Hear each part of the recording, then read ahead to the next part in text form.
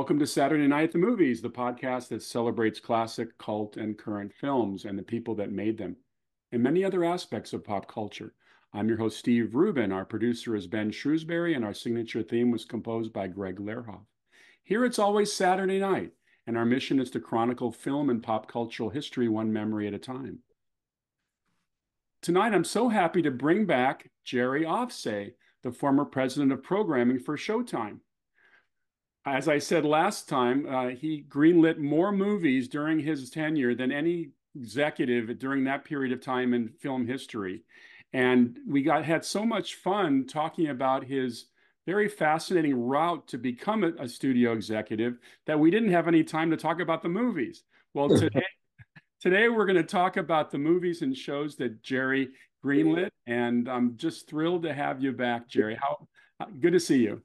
Nice to see you, Steve. And this one will be much more entertaining because it'll be a lot less about me and a lot more about the content, which Well, there's so many people who listen to the podcast or watch the podcast now because of YouTube who enjoy the educational aspects of finding out how people get to where they go. And I think everything you were saying last time was kind of an interesting lesson in, tenaciousness to get where you're going. I had a couple of interesting questions to start off the call. sure. You've met a ton of celebrities in your various positions. I mean, Showtime was like a train station with people coming through there every day, selling projects, making projects. Of all the people that you've been introduced to in your career, who stands out as somebody that when they walked out of the office, you just kind of sat down and said, "Wow." Well, there's different kinds of wows. So uh, the person who I grew to like the most. I think I talked about my relationship with Hume Cronin in the last piece, and he was just so impressive, so much the epitome of the gentleman. Uh, a scholar, so erudite, and he became like a father figure to me, and we worked together 7 times by the end of the day. My best friend from the talent side of the business is Bo Bridges. I Oh, mean, Pam and I have Bo worked with us 12 times. He finally caught up to Lou Gossett to be uh, the co-league leader in different projects that we did together. But Pam and I have uh, lunch or dinner with Bo and Wendy when they're in town, and that's a big if. Every 4, 5, 6 weeks. In fact, now we try and we saw them 10 days ago, and we put on the calendar August 31st for the next get together because the only way to, with their calendar being so busy, the only way to make sure that we can see them is to schedule something right away. And then half the time he's got a new job and he's out of town working somewhere. But, you know, Bo is just a wonderful human being. He's a great actor from a great family. We had the privilege of having in the premiere episode of The Outer Limits, the Sand Kings, the first time that 3 generations of Bridges worked together, because Bo did it with his dad and his son. And I flew up to Canada to be there that day. And coincidentally, he was doing that episode with Helen Shaver, who became also somebody that I was very close with, who we gave her directing debut to, and who acted in 4 or 5 different things, and who did a pilot for me after I left Showtime for UPN. Um, but that was the day that I met Bo, and I met Helen both on that set. And both of those became ongoing relationships. And I have a script out to Helen now to direct. Um, and I have to oh, tell you, excuse me, part of my job at Showtime, in addition to supervising all the unit publicists and being a unit publicist myself, was to shoot a lot of the EPK footage. So I went out to Bo's backyard in the valley, and it was the worst experience I've ever had doing an electronic press kit interview. We were set up in his backyard, And it was a checklist of what can go wrong. We had children screaming next door. We had dogs barking. We had, of course, the favorite of the sound department, the leaf blowers. It seemed like every time one would stop, another would stop. And the final pièce de résistance was a swarm of gnats hovered over Bo's head while he was being interviewed. It was, it was There just aren't too many gnats. Bo lived out in uh, like Bell Canyon area there. There aren't that many gnats or that kind of thing out that way. Now he lives up at the top of Mulholland. okay. So this was in his gnat friendly days. Yeah, he's in Topanga. I don't want to send any looky loose around his door, but yeah. So Bo is great. I mean, the first time I met Sidney Poitier was a wow. Marty Baum, his agent, brought him in. He was interested in playing Nelson Mandela in Mandela and de Klerk. And we were out to Michael Caine to play opposite him. It was his request that we try Michael Caine to do it because he thought that that would be somebody of stature that would make it a real standoff between the two of them, the way it was between Mandela and de Klerk in real life. And you know, Sidney Poitier is a legendary figure, and he's just, you know, when I walked every important guest and pretty much even the not as important ones back to the elevator after the meeting was over. And when he got on the elevator and went down, I I said, "Wow." I literally said, "Wow," and then I had that thought that I had, um, and I think I mentioned this in the earlier podcast about when Dustin Hoffman called me and I had John Voight in my office talking about notes for editing his film, and Dustin was shooting his directing debut. They were both directing pieces for us at the same time. My thought was, wow, I wish I could call my mother and tell her that I have, you know, John Voight in my office and Dustin Hoffman on the phone. And the same feeling hit me when Sidney Poitier was there. But you're right, there are, you know, amazing number of people. I guess I'm most impressed by the people that turned out to be actors or their own breed of people. You know, they're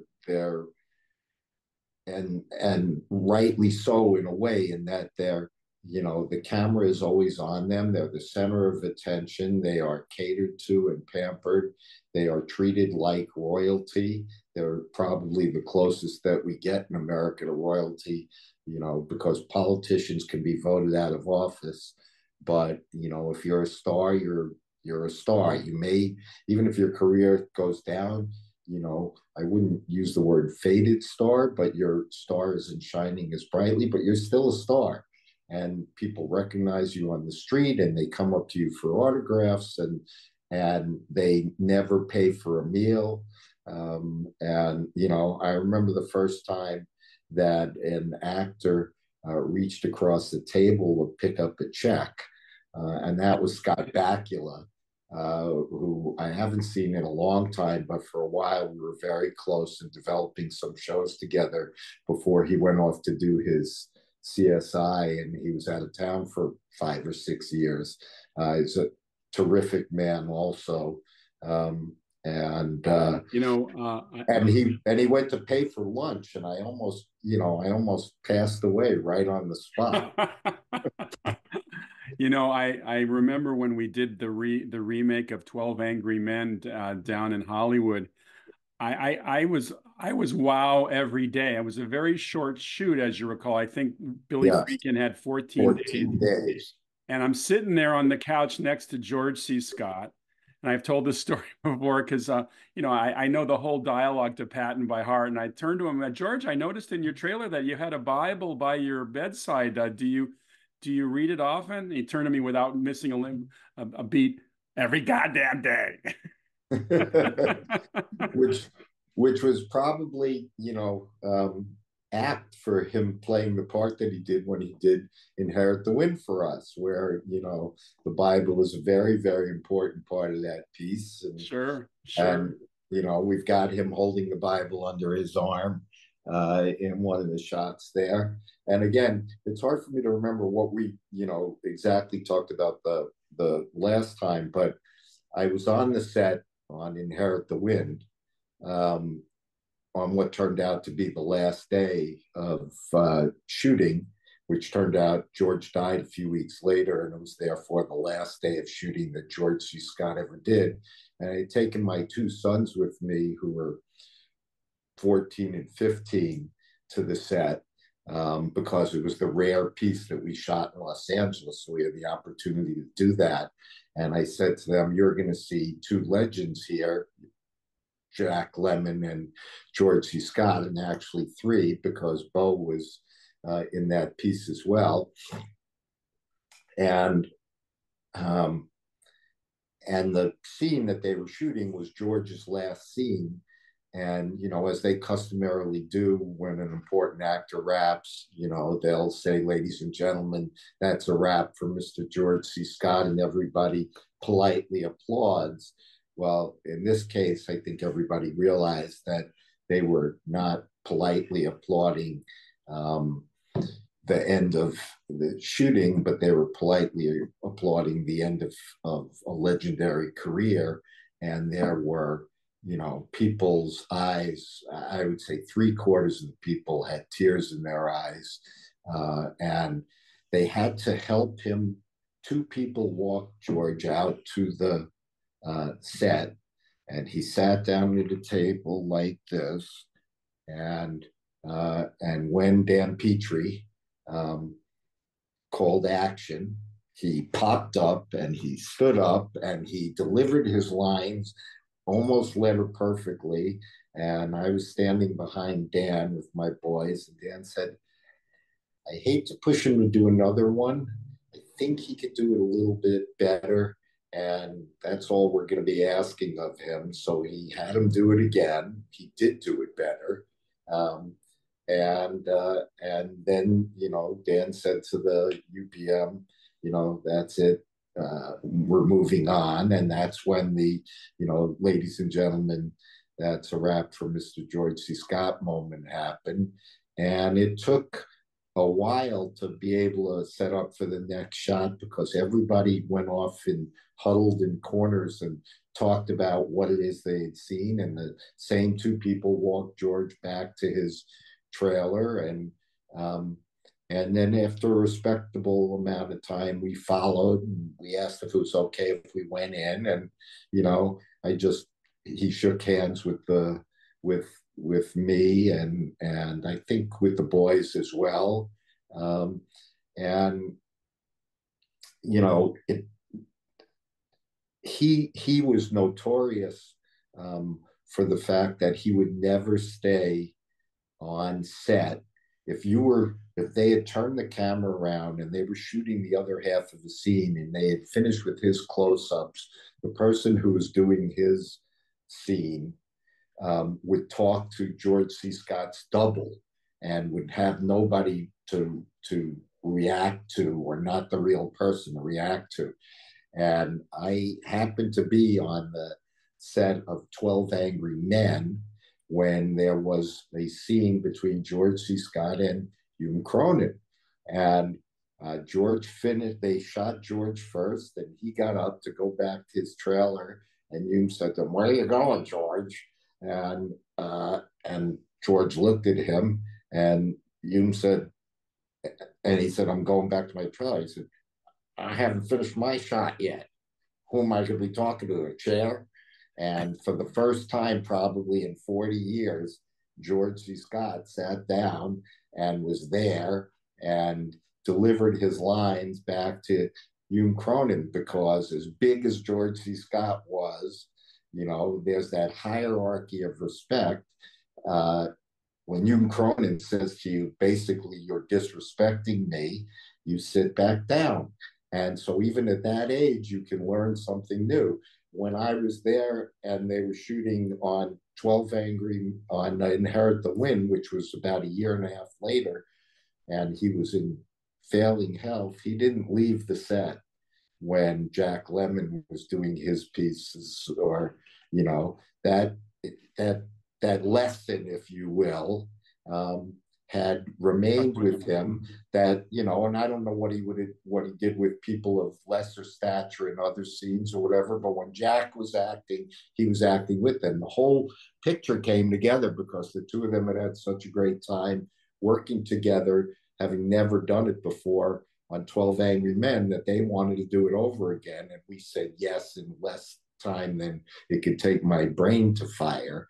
On a lighter note, George is the only actor I've ever worked with who had a sign on his trailer door, "Do not knock."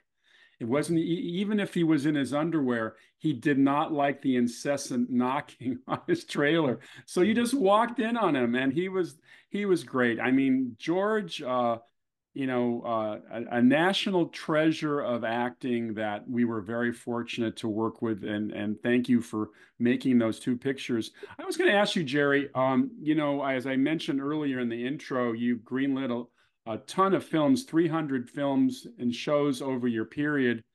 Was there ever a show that you really wanted to do that you just couldn't get it through? I mean, there's always some pearl. I mean, you were green lighting a lot of material. Does one stick in your mind that you weren't able to make? Um, I'm gonna. You know me for a very, very long time, and I rarely, if ever, dodge a question. Okay. But the this one that we couldn't make had such big potential issues and ramifications that I'm going to dodge that question. Uh, and Well, I am uh, gonna I am gonna start putting up some maybe images. in a maybe when we do another one of these in a few years, and it'll depend. But yeah, we did have a lot of them. We had a lot of them that became um, fiercely discussed as to whether we should do them or not. There was a lot of discussion about whether we should put Lolita on the air when no other studio would pick it up. At the end of the day, Matt Blank acceded to that. There was always concern when we did anything that was controversial subject matter that the cable operators would object, that they would even drop the feed of Showtime, that they would make us go black for that night. Bastard Out of Carolina, which we developed a script for Bastard Out of Carolina. We spent months trying to cast that movie, and we knew that it was controversial subject matter, and it was very uncommercial subject matter, very difficult, not likely to get a big audience unless you could get a big name attached to it. And we tried to cast it, and we couldn't get anyone to do it that would satisfy our casting requirements, so the project went away.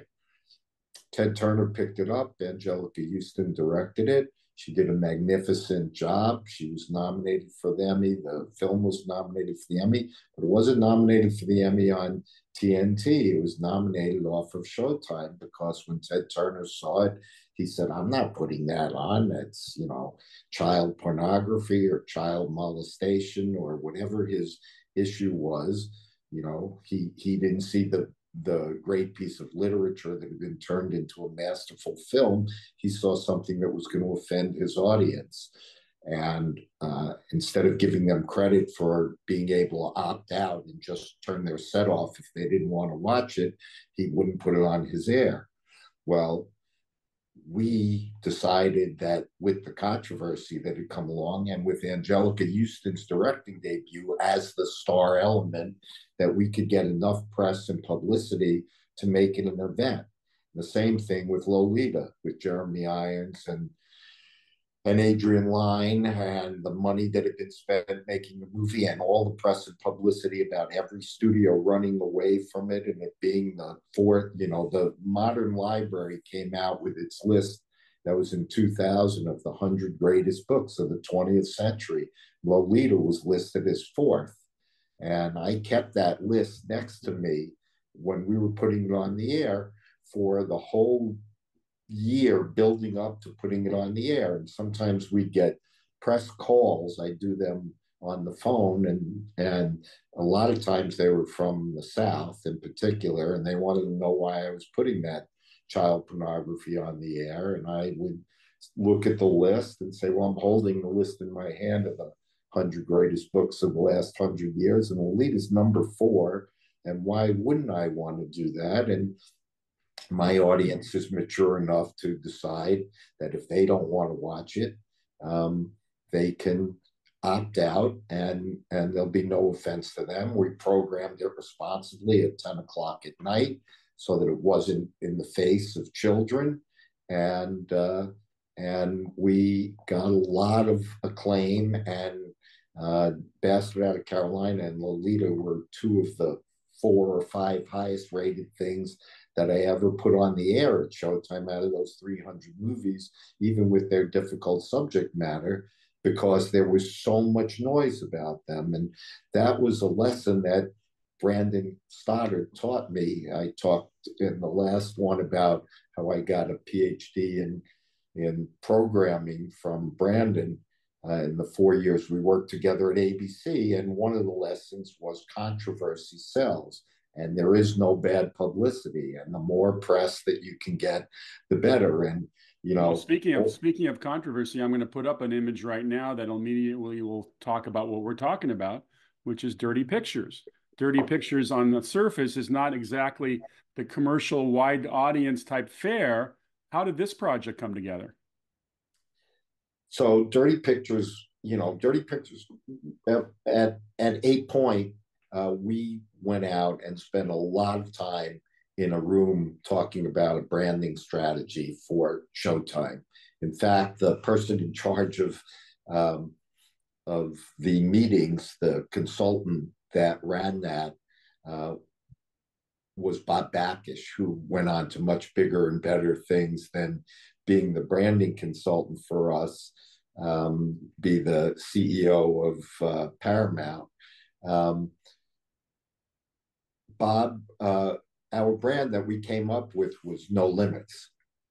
Um, and as we sat around the table, our 23 creative execs, which were joined by our entire PR staff and our business affairs department, and um, and pretty much everybody above an assistant level was in those meetings where we made our programming decisions and got to give their opinions. And some people's opinion was valued more or not, but the people whose job wasn't to create programming, they were the audience. And so it was good to have the audience's point of view when you're making a decision.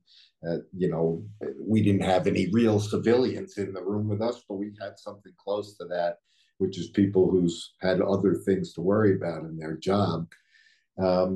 And frequently we would discuss in those meetings whether this was a no limits project or not, whether it fit the brand. And we always said, well, 15 to 20% of what we're going to do, we're just isn't going to fit the brand. We're just going to do it because we really think it's good, even if it isn't no limits. Dirty Pictures was a no limits project for sure. It's the story of a museum curator who goes on trial for pornography, for public display of pornography, for putting on an exhibit of Robert Mapplethorpe photographs in Cincinnati. And, the police come and pull up in front of the beautiful steps of the museum, and they go in and they arrest him like he's the common criminal for this pornographic display. And it's about that trial, and it deals with, well, our friend Gwen Marcus, who was the Showtime general counsel, always reminded me that you can never be a former lawyer. So I'm a lawyer who went on to do other things, but these legal stories that involved the legal issues had an appeal for me. As you can see, we were talking about 12 Angry Men and Inherit the Wind before that. but this one had all the classic, major issues from law school, the slippery slope of, what, what is pornography? I don't know. I don't know, but I'll know it when I see it. These are quotes that come out of judges' opinions. And, uh, and we got Jimmy Woods to play the museum curator, and it was beautifully well done. Michael Mannheim is the producer of Dirty Pictures, and I have a picture hanging in my gym where I have um, an homage to my, you know, uh, the weeks that I got my job right, the guide covers from the TV supplements. Um, and a picture of Michael Mannheim and I holding the Golden Globe for Best Picture for Dirty Pictures. And it's the only time that Showtime's ever won the Golden Globe for Best Picture. We've won for actress a bunch of times, but the actual picture itself, Dirty Pictures was a subject matter that had an appeal. It had an appeal worldwide because it was about art, and is there such a thing as acceptable art, and who gets to decide what's acceptable and what's not acceptable. And much like Lolita and Bastard Out of Carolina, if you didn't want to see that exhibition of Mapplethorpe photographs, nobody was holding a gun to your head and forcing you to go. And so who had the right to censor that? And was it some DA in some city? Was it the police chief? Was it, you know, Well, was considering all the book banning that's going on around the country and all of this, it's the timeliness of it is very, very true. I want to bring up another image here of a film I got a chance to work on, which was called Riot, a movie about the LA riots, not too long after the LA riots. And I actually worked downtown during some of the shootings, and the energy, it was a very palpable film in terms you felt what was going on in the city. How did that come together? so Riot is, you said not too long after the riots. It was purposely designed to be aired on the fifth anniversary of the riot. We got an enormous amount of press and publicity by doing that because people were going to write about that subject anyway. And so almost, I learned that lesson very, very well a few years before when we did Hiroshima, and we aired it on the 50th anniversary of the dropping of the bomb. Every newspaper and magazine in America were running stories that it was 50 years since the bomb was done. And so we got bigger reviews of our miniseries because it was tied into that anniversary date. And we got profiled in their articles that weren't reviews, and it was just free press and publicity, millions of dollars for it. So we tried that again with Riot, and it worked just as well. Riot came together because producers came to us with a vision of doing it from all four ethnic points of view of what was involved: Latino, African American, white, and Asian. And we got four filmmakers in, and they did four stories that had small but important interconnections between the characters. And so it was like a web that came together. And the actors that we had, starred in their one piece, but they crossed over a little into the other one for the connective tissue. And that happened in all four of the stories. And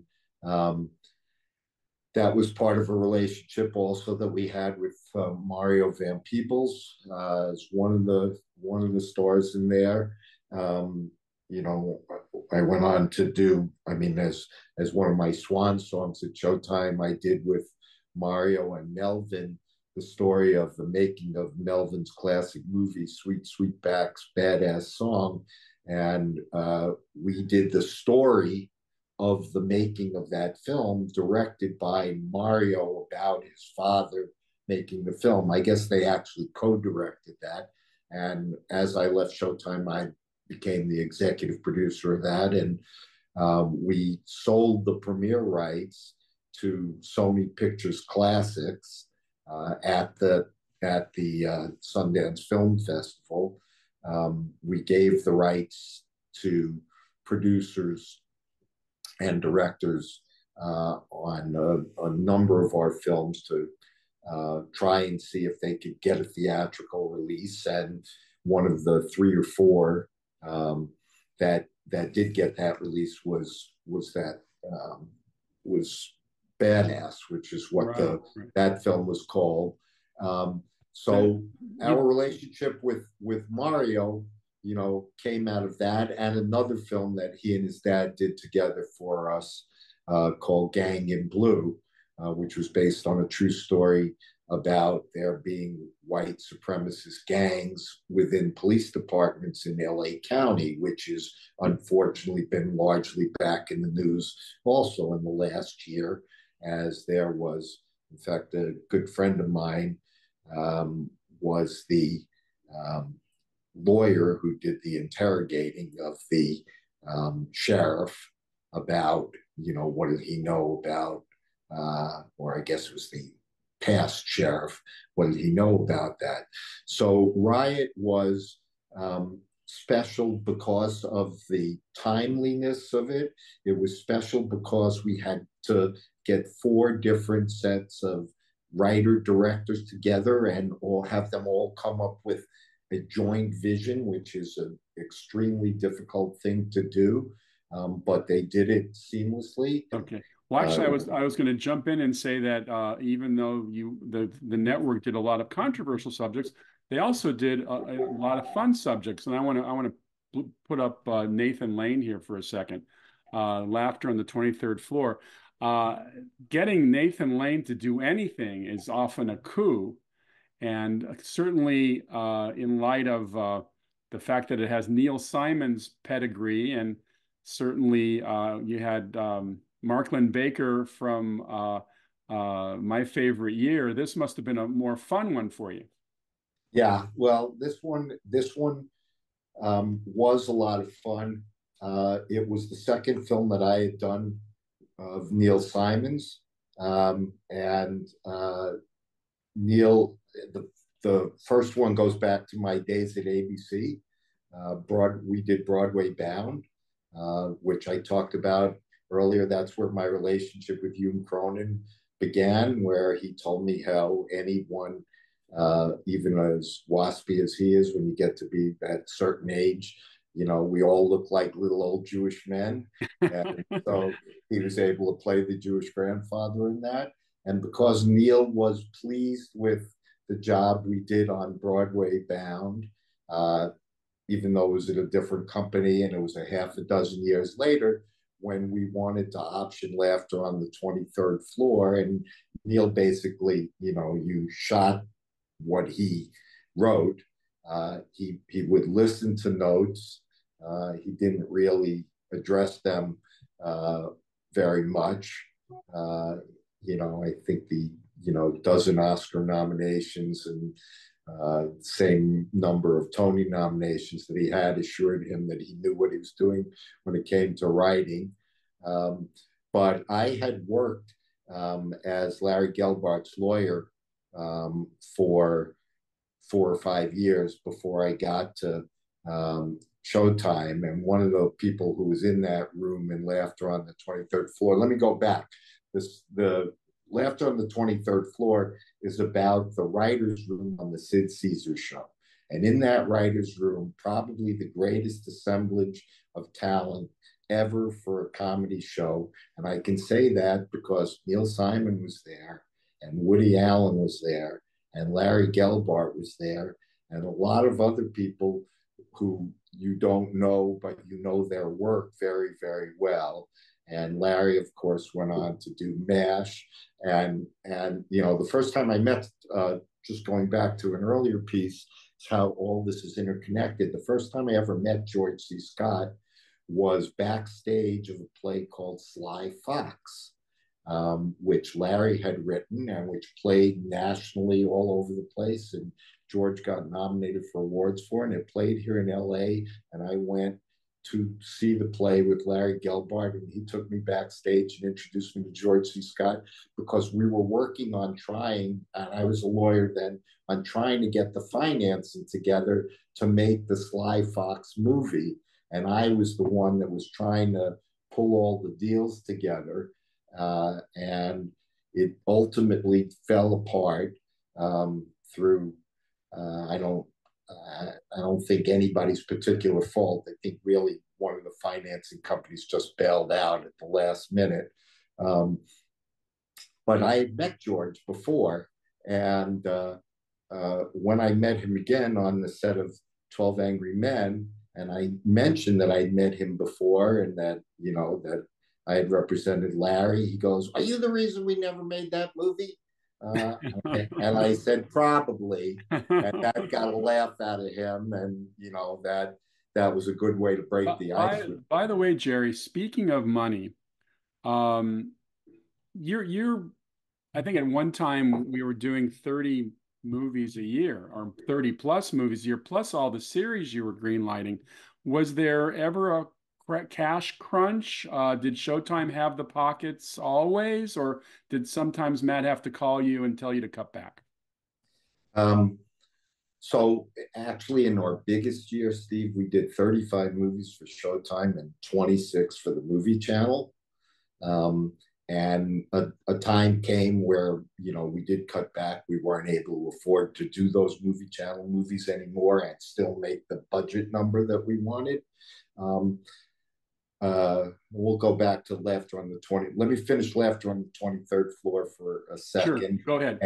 and say, so Laughter on the 23rd Floor was nominated for the Emmy for Best Picture. It was directed by Richard Benjamin. Um, that led to, as all these things get connected, when Mark Zachrin, who was our number two, my right hand man, for 5 years at Showtime, wrote his movie Keeping Up with the Steins, and we needed somebody to do a couple of days to play the rabbi in that. The relationship that we built up with Richard on Laughter on the 23rd Floor allowed me to pick up the phone and call Richard and say, "Would you come and play the rabbi?"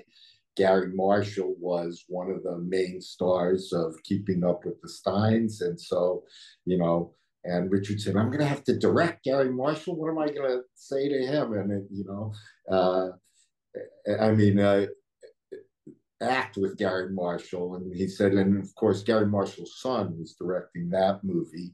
And so he jokingly said, now it's not bad enough I have to direct my father, who's a great director in his own right. Now I have to direct Richard Benjamin, who's also an accomplished director.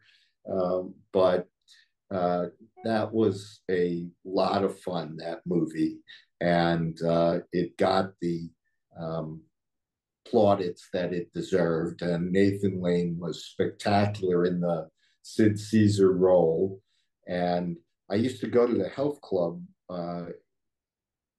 when I first came out here in Century City, Century West Club, and Sid Caesar was there every single day. Wow. And so that made this also a little bit special. I mean, the Sid Caesar show was on the air when I was like 2 and 3 years old. So I seen it in reruns, but I didn't watch it live. But getting the chance to actually make a piece of that legendary figure's life, somebody who, I saw every, almost every day for 10 years, usually unclothed. It's, Well, these Showtime movies you wouldn't see anywhere. The networks, with all due respect, and the networks do produce terrific programming, but doctor shows, lawyer shows, cop shows. And then they bring the new season with more doctor shows, more lawyer shows, more cop shows. And that was nothing like your No Limits imprint. I know we were talking about a little bit about money, but let me just jump yeah, here because I want to get as many films on Now, not only were you greenlighting movies, but you were greenlighting shows. Now, I believe was Fallen Angels was one of yours, wasn't it? Fallen Angels was the one thing that had been done before I got there. I Oh, okay. greenlit the second season of it, but it was a great idea to do that. It got a lot of talent in. It was stylish and extremely well done. And that in two movies were the extent of the dramatic programming that was on the air before I arrived.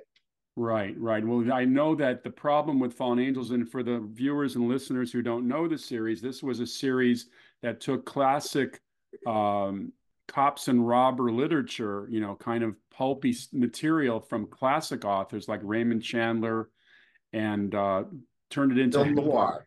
Film noir. film noir. Thank you, film noir, and turned them into wonderful half-hour shows. Tom Hanks had his directing debut. Tom Cruise had his directing debut, and it featured people who were relatively new to the business. It was a fascinating show to work on, but I also heard, and this is the problem with anthology, at least back in the '90s, that it was tough to get ratings for anthology. Is that true? Well, people watch TV on a weekly basis, and they expect to see the character that if they don't like the characters, they generally don't come back for the second and third episode. And if the character isn't going to be in the second episode because the story is something wholly different, they're not used to buying genres of programming as opposed to stories about characters in an ongoing, continuing story. Now we bucked that trend.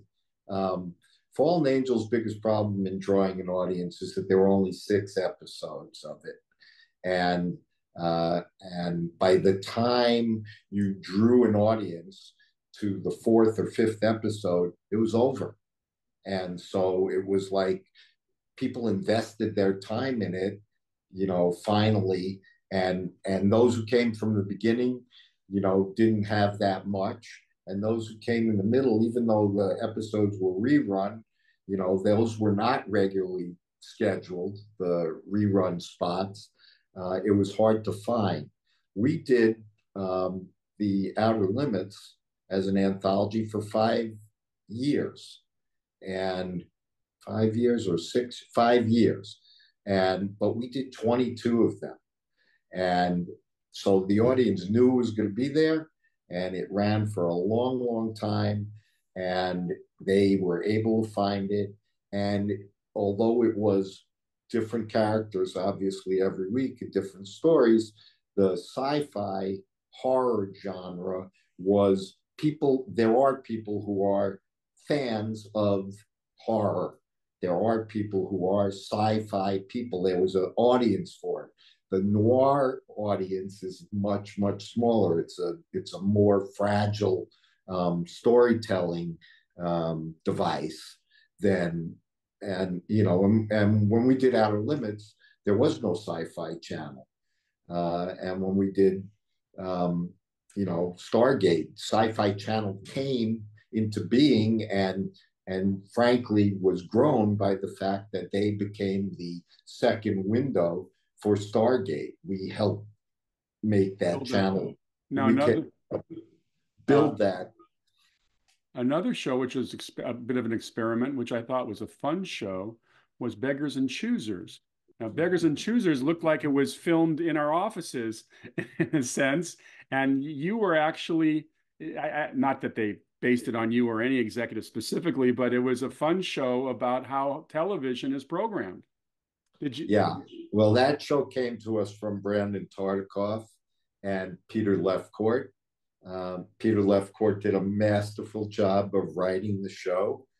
Um, it is about our business. It's about what I used to do, what Brandon had done before me. It's inside of a network, and um, it was heightened reality, let's say. But a lot of what goes on in a network is heightened reality.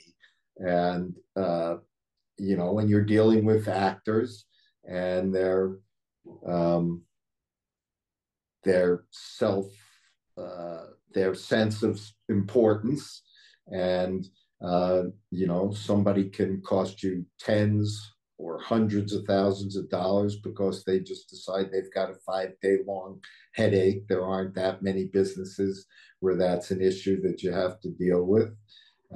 And we we're very proud. All of us that worked on that show were very, very proud of it.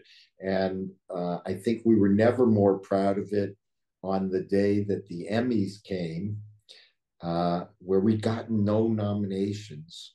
And Howard Rosenberg, the very, very smart and very tough LA Times Pulitzer Prize winning critic, who could make or break my entire weekend, because I would walk out my driveway on Friday and get the newspaper, and he would review whatever was premiering. And we premiered all our movies on Sundays or Saturday nights. And if Howard Rosenberg, didn't get it, then I thought, wow, if that a guy that smart didn't get it, what am I doing wrong? Howard Rosenberg's cover on the day of the Emmys, the cover of the television guide, was about beggars and choosers, with a line that said something like, "The best show not nominated for any Emmys." and, and then he did like a 3-page article on why this was such a great programming. And he sort of said, wow, he gets it. The ratings weren't giant. We did order the second season. We did 22 the first year. We did 20 more the second year. They didn't fall off, but they didn't grow either. Even with that good press and publicity around the show, it was very well respected. We tried a few tricks to boost the ratings in the second year. Bo Bridges came in to be the owner of the network at one point in time, and then we had a business transaction where they changed hands, and Jim Belushi was in as the owner of the network. And I think that the mistake that we made, that if we had had a star in that role, and Brian Kerwin, who played the role, did a fabulous job, and he deserved an Emmy nomination. He's a very good guy and a very talented actor, and he acted in 1 or 2 more movies for us, but he wasn't a big enough name. And to get somebody into that show, and at one point in time, we thought we had a star. We had a star that read the script, and we were making the show in Vancouver for financial reasons. You talked about money, and we'll get back to that. The show was about $400,000 an episode less to make in Vancouver than it would have been to make it in LA. Times 22, that's a $9 million difference. And on top of that $9 million difference, in Vancouver, we were going to get about $150,000 an episode tax credit that we wouldn't get in LA. That's another $3 million. So to make the show in Vancouver was $12 million cheaper. And an actor who was a big star, big TV star, said, I love this. This is fantastic. I can win the Emmy playing this part. But I need to stay in LA for my kids. I can't go to Vancouver. And I didn't have the extra $12 million to put into the show. You think? So, if that show had been on a rival network of ours who had a budget 5 times ours, not to mention any names, HBO. But if they were doing that show, they would have shot the show in LA, and they would have had that actor in it, and it would have been the greatest thing since sliced bread. But we were, I'm not making excuses, because the show was, creatively everything that we wanted it to be, but we couldn't get an audience to come to it. And if we'd had a star, it was a lesson that we learned. We would have had an audience for it, and it would have gone for 5 or 6 years. Before we get into the money thing, let me mention one more project which I think was interesting because of the personnel. Storm and Summer, which I believe was the last film directed by Robert Wise. Is that true? Yes, yeah. Um, Peter so Falk, obviously. yeah, so Storm and Summer is a Rod Serling piece, one of two Rod Serling pieces we did.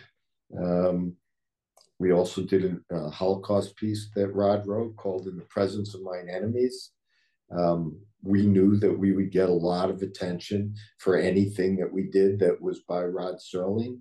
Uh, we knew that it was of the highest quality because it was by Rod Serling, and especially in the early days when we first did In the Presence of Mine Enemies, and we were trying to build up our reputation as a place where people could see quality programming. It was important to us to associate ourselves and be in business with people of that caliber. Um, so we had a unit of family movies. I don't think I've really talked about that at all, and I really should. It was run by Ann Foley, who was my number two out of New York, um, and about the best colleague I ever had. And she and her group in these family movies did a spectacular job, and I'll talk about that in a second. Um, we all read this piece. This movie had won the Emmy for Best Picture, not not the Emmy. Okay, so it's sort of a no-brainer to say, okay, well, why would we want to do that? Why hadn't anybody else thought to remake this picture in the 25, 30 years since it had won the Emmy? The answer was that it was a soft, you know, family story. It's about the relationship between a shopkeeper and a young black boy. It's not, the most overtly commercial piece that you could find, but we had a home for that kind of thing in that we were doing what we called pictures for all ages, and we were courting an audience of adults and kids to watch together. I remember Newsday, Diane Wirtz at Newsday, who's the critic, wrote a front page cover of the Sunday television book about the fact that Showtime had this old fashioned idea that you could get kids and grown-ups and grandparents to all sit down and watch something together like it was the 50s. Well, that little engine that group of movies, Pictures for All Ages, won the Emmy 7 years in a row for Best Children's Program, 7 years in a row. And at one point in time, there were, in a 5 year period, there were 20 nominees, and we had 19 of them. And now I said we won 7 years in a row, but we actually won 8 Emmys for Best Children's Program because one year we tied ourselves. They were sitting in the Felt Forum at Madison Square Garden where they held it. They did the children's movies with the daytime Emmys, not the regular Emmys, and and so there's all the soap opera stars, and they're paying attention to them. But we also had in the acting category, most of those years we had 4 or 5 of the 5 nominated people, and those people like James Earl Jones and Hume Cronin and Lou Gossett. They all did these movies for us. Once they became part of the family, and Hume did several of them. I think he did 3 of them for us, in fact. It's interesting that the networks just didn't program for families, really. I mean, they had Well, their that set. was the Yeah, that was the point. yeah. The point was, one of the ways I described to first internally to Matt Blank and then selling the strategy externally to Sumner Redstone and Philippe Doman and Tom Dooley, was to say that we were going to hit them where they ain't, which is an old baseball phrase. Um, but, it is, why should we be doing lawyer shows or cop shows or doctor shows? We're going to do something that you couldn't find on TV. That's why we started out doing the sci-fi, and we did that anthology series with The Outer Limits, which we followed with Poltergeist, which we followed with Stargate, because other people weren't doing those things. And so, my job description was to convince people that maybe, just maybe, they were missing something if they didn't have Showtime. And on a weekly basis, the best thing that could happen would be to get the guide covers, TV guide cover, the Sunday newspapers. In those days, every paper had a television sub. And if we got, a significant portion of those television subs, the editors of those papers were telling people that the most important thing on TV in America that week was on Showtime. And if you didn't have Showtime, maybe you just paused for a second as you were thumbing through your paper and said, I can't watch this. This looks pretty good. I can't watch it. Maybe I should get Showtime. And that was the plan. And when we did an anthology of Roger Corman movies. We did 30 something movies with that great genius master.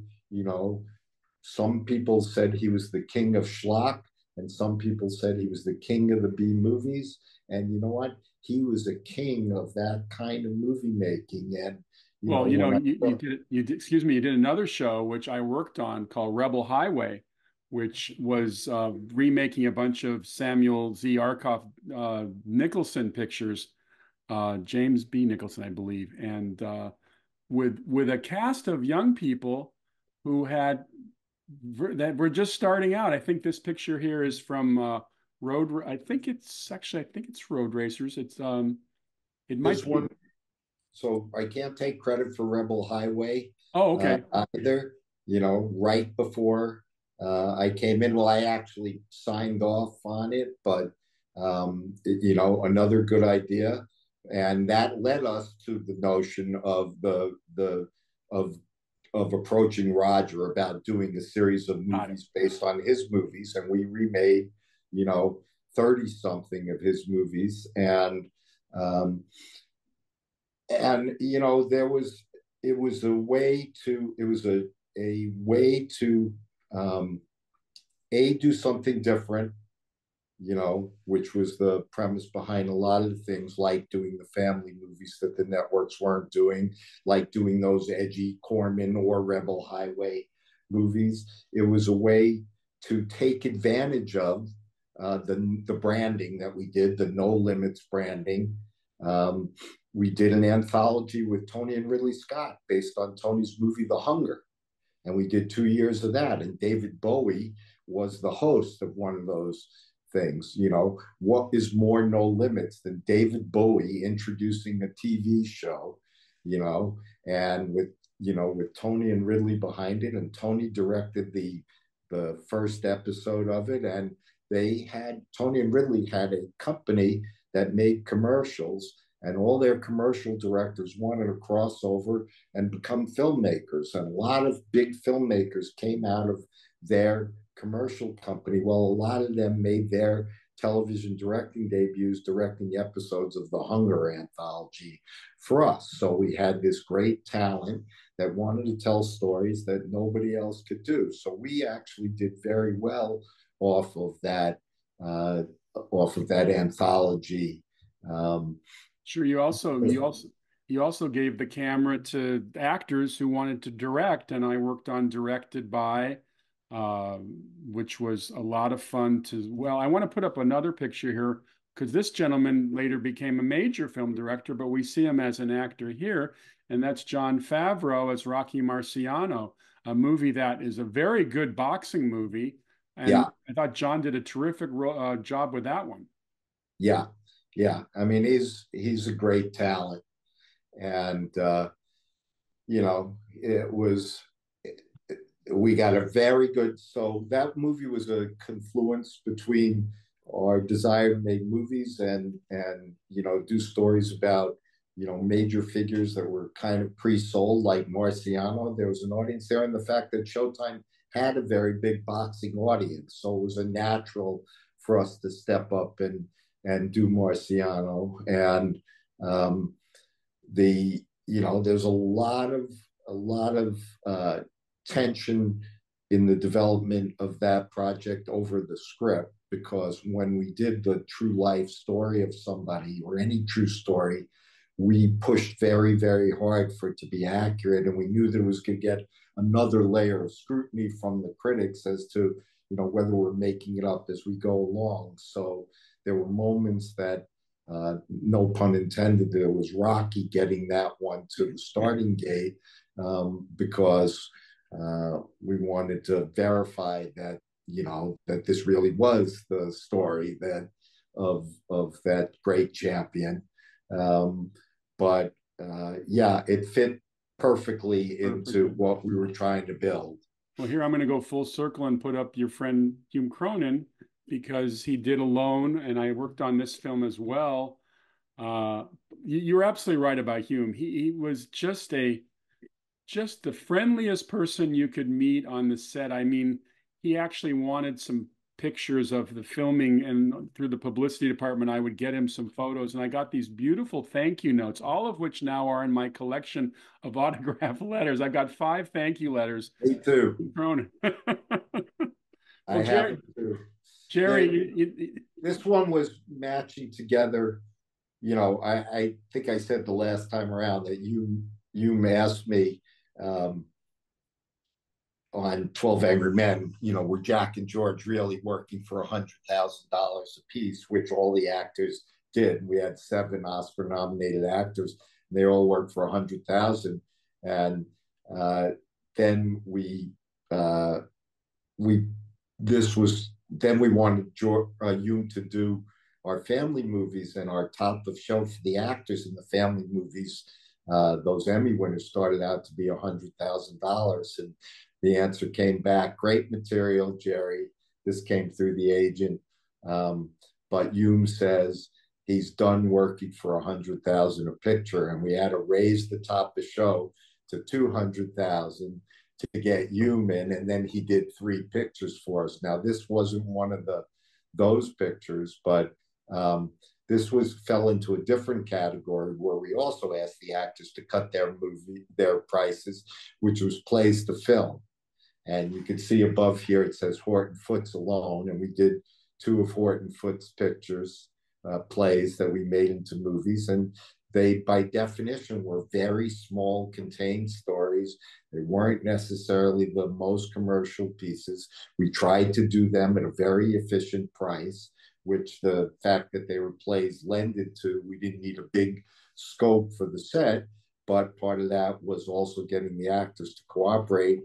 And we got Yoon and James Earl Jones together, and I went to the set the day that they were shooting together, because why not? If you have a job like I had, the greatest privilege part of that job was to be able to see firsthand 2 giants together. And first of all, the mutual respect was palpable between the 2 of them. And it was one of the best days that I ever spent on a movie set. And the movie, is a small little character piece, but it's wonderful. It's not, broad entertainment. It filled the niche, but it was, again, part of our drive to convince people that that we were a place for quality entertainment. And doing, those Horton Foote pieces with Hume Cronin and James Earl Jones, who's gonna, from a critical point of view, from a they were smart programming, and they may not have been everybody's cup of tea, but they played very well. To very often we did things that were centered around the cities and the coasts. Um, but we had a national audience, and a piece like Alone, the Horton Foot pieces, played to the middle part of America. Sure. We wanted to have something, if you're going to subscribe and pay your 10 or 12 or whatever dollars a month the subscription was, we wanted to have something that was compelling to you. So let's go back to your financing question. How do we pay for all this stuff? Uh, Yes. okay, so the first answer was half of the movies, the international rights, and on most of those, the video rights were sold to a guy named Robert Halmy the Jr. And if I didn't say it in the last one, maybe I did. The best business partner I ever had, the best third party outside of my company partner. You could do business on a handshake. We did 150 of those 300 pictures with Robbie. Wow. His father was probably the greatest producer of long form television in the history of it, Robert Halmy the Sr. Um, and he had a company that was making his father's big mini series, Gulliver's Travels, and all of the class Treasure Island, and all these big $40 million mini series, and they were locomotives. And although our movies had bigger budgets than the average TV movie, they were, by comparison to those locomotives, they were the box cars. And he was able to sell at television movies around the world at prices that nobody else could get. And so he could make a handsome profit. He could pay us more than anyone else would pay us for the international rights to our movies and still make himself a handsome profit. Um, By the way, and my impression, by the way, that that formula doesn't really work anymore. My sense is because all these countries now are producing their own movies and shows. Is that true? Well, it's not so much that the answer is it doesn't work anymore. Um, Partly because there are no locomotives like that out there. There Right. is no Robert Halmy, the senior, making those pieces that networks over there could literally, you know, have two of those and for the entire year promote their other things off of those big programs that they had that were, 4 or 6 or 8 hours, so they could take up a whole week of programming. So there's no locomotives, but there's also no movie slots left because because CBS and ABC first after I left Showtime made only two more movies, one of which had been developed by me, and one of which was an idea that Bob Greenblatt loved to um, and made. And after that, Bob decided that Showtime should only be in the series business, that they only had enough money to make and promote series. And so, and he was probably right about that. But we went out of the movie business, and I talked about the volume of movies that we had made. Okay, but CBS then went out of the movie business, and NBC went out of the movie business, and ABC went out of the movie business because people do watch, television on a weekly basis, and the movies in themselves were really an anthology. They differed from week to week. They were programmed in the same time slot, but people chose to spend their money, and really the demise of the TV movie on the networks was caused by reality programming coming Well, along. you also didn't mention HBO. HBO also went out of the movie business But after. they only made 12. They only made one a month. Right. So if you're talking, what I'm talking about is that there is no place now to sell American TV movies really on a block basis overseas, because they were forced to program something else in those slots because America stopped making them. So Sunday night at 8 o'clock in every territory in Europe on one or two channels. They had a movie because America had a movie, and we sold them to them, and they had ready programming, and those cost them far less than making their own programming. And we had star names in the American movies. So that was a great deal for the international buyers. The networks went out of making their own movies in large part because when reality programming came along, instead of spending $3 million to make a 2 hour movie, which was the license fee that CBS, our sister company, was paying when they stopped making them, they could put on a reality show, you know, for $800,000 an hour. They could put on two reality shows in that 2 hour slot, and it cost them $1.6 million. And the ratings were not that much lower if they were lower at all. And so they saved themselves $1,400,000 in that 2 hour slot.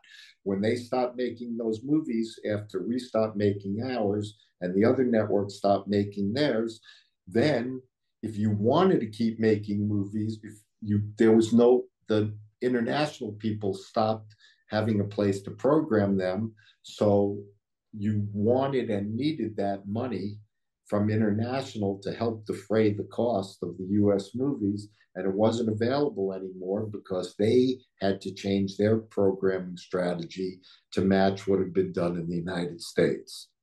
Well, once again, I feel like I could do another hour with you because you always have a great perspective on these. And I think what I'd like to do down the road, we need to talk about today and the challenges facing producers and programmers today, because the streaming universe is on a whole different animal now. And I think it would be interesting for the listeners and the viewers.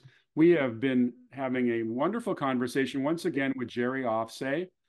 You have been listening to Saturday Night at the Movies. You're now watching it because we're now available on YouTube. And if you type Stephen J. Rubin Saturday Night at the Movies or just Saturday Night at the Movies into YouTube, you're going to find us. I will have links in my Facebook and my social media this week because this show will be on the air shortly. Thank you so much. Like I said, I want you to come back. I will definitely come back. We've got lots more to talk about, and it's a pleasure to deal with somebody who's so knowledgeable. To the questions you asked provoke thoughts in my head that I didn't even think about when I was contemplating what we were going to talk about today, and they bring back memories and a lot of great times and you know, we had a fabulous run while it lasted, 10 years, 300 movies, 20 series. Um, and, uh, you know, I talked a little about those family movies and how they won all those Emmys. We had 76 or 77 Emmy nominated movies and two Oscar nominated movies. One of the other ones that got bought being Gods and Monsters that went theatrically.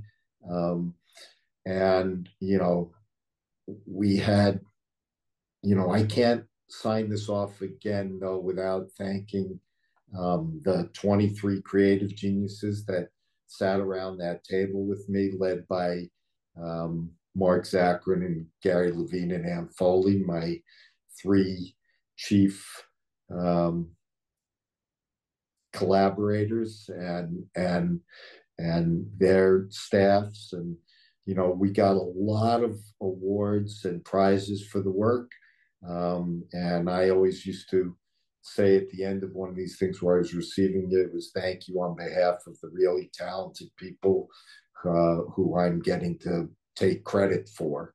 And Well, it starts at the head, and I think you were a very inspiring leader. And I think your ambition to turn Showtime around. I mean, when I got to Showtime in '92, 2 years before you, it was known for late night tawdry programming, movies that you probably couldn't promote because nobody wanted to write about them. And I know that your wall has all those wonderful TV covers. It's funny, a lot of those newspapers don't exist anymore. It's a whole different ball game today. But Yeah, it Jerry, is a whole different ball game, and we have to also give a nod to Matt Blank for that, because he he gave us the freedom to run with it. He backed, his marketing was his area. He backed that no limits branding, um, and we were able to run with it. And in virtually every controversial thing we wanted to do, like Lolita and Queer as Folk, uh, he let us push the boundaries and explore the limits of no limits. And I'll sign off on that basis. I think I've uh, thanked everybody who I needed to, except for Pam, who I thank every day, and my kids for putting up with me being away 125 days a year for the 10 years I was at Showtime. thank you, Jerry. Thanks, Steve. Bye bye. Bye bye.